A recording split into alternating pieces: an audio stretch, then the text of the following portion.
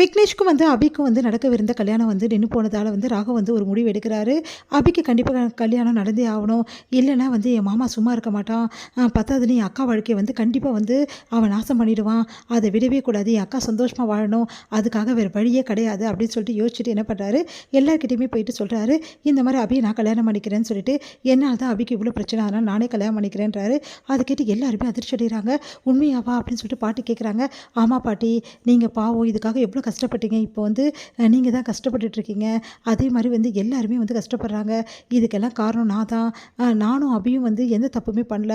ஆனால் இருந்தாலும் எங்கள் 2 பேருக்குள்ளே கனெக்ஷன் இருக்குது அப்படின்னு சொல்லிட்டு ரொம்ப கேவலமாக எல்லோரும் பேசுகிறாங்க. இதெல்லாம் எதுக்கு? நான் கண்டிப்பாக அபியை கல்யாணம் பண்ணிக்கிறேன் அப்படின்னு சொல்கிறாங்க. அதை கேட்டு எல்லாருமே சந்தோஷம் அடைகிறாங்க. உடனே அபி உங்கள் அப்பா கிட்ட பாட்டி போய் பேசுகிறாங்க. இங்கே பாருங்கள், இதுக்கு நீங்கள் ஒத்துக்குங்க. அபியோட மேலே விழுந்த பழியும் அழிஞ்சிடும். அதே மாதிரி அபிக்கும் நல்ல வாழ்க்கை கிடைக்கும். ராகவ் நல்லா பார்த்துப்பான். வீட்டில் நாங்கள் எல்லாம் நல்லா பார்த்துக்கிறோம்னு சொல்லிட்டு பாட்டி சொன்னதால் அபி அவங்க அப்பா சம்மதிக்கிறாரு. அபிக்கிட்ட கேட்குறாங்க.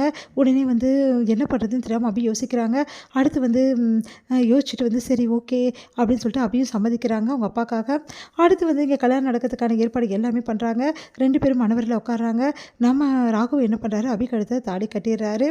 அடுத்து அபியோட நெத்தியில் குங்குமம் வச்சிடறாரு. இதை எதிர்பார்க்காத சுந்தரியும் முரளியும் அதிர்ச்சி அடைகிறாங்க. முரளிக்கு என்ன பண்ணுறதுன்னு தெரியல. இப்படி நடந்துச்சுன்னு சொல்லிட்டு செமையாக டென்ஷன் ஆகிடுறாரு. உடனே எல்லாருமே ஆசீர்வாதம் பண்ண அக்னிகுண்டத்தை வள வராங்க. அபியும் ராகும் வீட்டுக்கு இறங்குறாங்க. அப்போ ஆரத்தி எடுக்கிறாங்க 2 பேருக்குமே. இங்கே முரளி செம டென்ஷனாக இருக்கார். அவருக்கு டென்ஷன் தாங்கவே முடியல. இங்கே ராகு ஒரு முக்கியமான வேலை இருக்குது, நான் போயிட்டு வரேன்னு சொல்லிட்டு கிளம்புறாரு. என்னடா இப்போ வந்தோடனே போயிட்டு எவ்வளோ சம்பிரதாய சாங்கி இருக்குது அப்படின்னு சொல்லிட்டு பாட்டி சொல்கிறாங்க. அதெல்லாம் நான் பார்த்துக்கிறேன், ஒரு முக்கியமான வேலை இருக்குது, வரேன் அப்படின்னு சொல்லிட்டு கிளம்புறாரு. அடுத்து ஒன்றும் புரியாமல் அபி யோசிச்சுட்டு இருக்காங்க. இங்கே நேராக முரளியை பார்க்க போகிறாரு. முரளி அப்படியே தவிச்சு அப்படியே நிற்கிறாரு. ஏன் வீட்டுக்கு வராமல் இங்கே இருக்கீங்க அப்படின்னு சொல்லிட்டு கேட்குறாங்க. ஒன்றும் இல்லை, வரணும், ஒரு முக்கியமான வேலையாக வந்தேன். சரி, நான் இருக்கேன்னு எப்படி உங்களுக்கு தெரியும்? எனக்கு உங்களை பற்றி எல்லா விஷயமும் தெரியும் அப்படின்னோன்னே அதிர்ச்சி அடைகிறாரு முரளி.